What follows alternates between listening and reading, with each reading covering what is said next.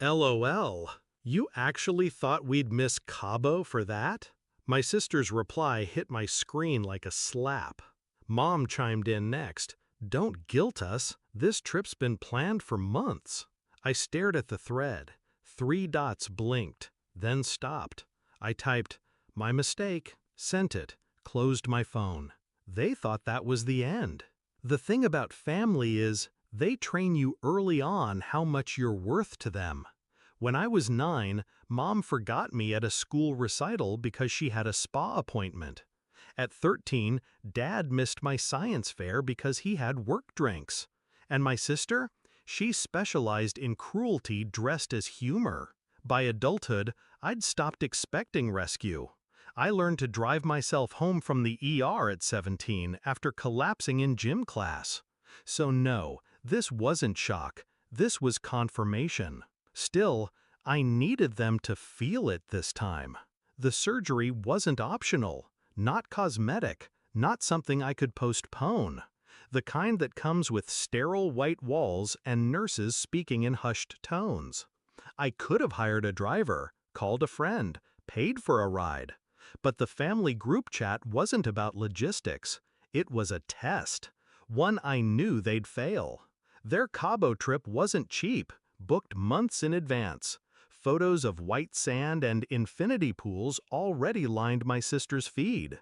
They were proud of that trip, almost as proud as they were of never admitting when they were wrong. Perfect. I didn't explode. I didn't beg. I planned. 2 days before my surgery, I called the hospital.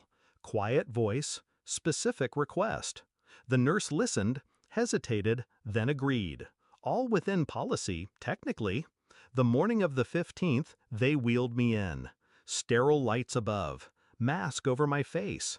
I drifted out thinking about ocean waves crashing into my sister's perfect vacation hair. They didn't hear from me for 24 hours. No texts, no calls, until the second day when the nurse made that call.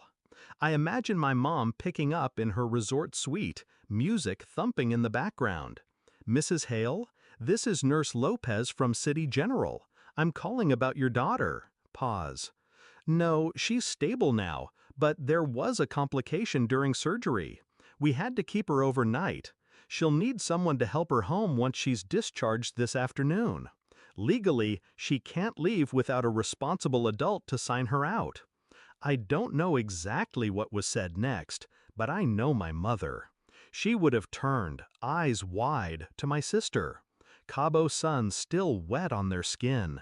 The vacation suddenly tasting like salt and guilt. They had 2 choices: stay, finish their trip, prove me right, or cut it short, fly home, spend thousands just to save face. They flew home. When they walked into my hospital room, I was sitting up in bed, hair washed, dressed in clean clothes. Mom's smile was tight. My sister's mascara was smudged from the flight. You should have told us it was serious, Mom said. I just tilted my head. I did. You just didn't believe me. Silence, thick enough to choke on. I signed the discharge papers. They drove me home in awkward quiet, my sister scrolling her phone like she could scroll herself back to Cabo. The real sting? By the time they returned, their resort had resold their suite. No refund. The flights they rebooked were triple the price. And every photo they'd planned to post to make people jealous? Never taken. I didn't even need to raise my voice. Just one small truth, placed in the right hands at the right time. When they dropped me at my apartment, Mom muttered, "Next time, just call a friend." I smiled, slow and deliberate. "Oh, I will. Don't worry, there won't be a next time for you." The door closed behind me. And for the first time in years, I didn't feel like the forgotten one. I felt like the one who decided the ending. Funny thing about revenge, you don't have to destroy someone's life. You just have to make them live with the truth they've been avoiding.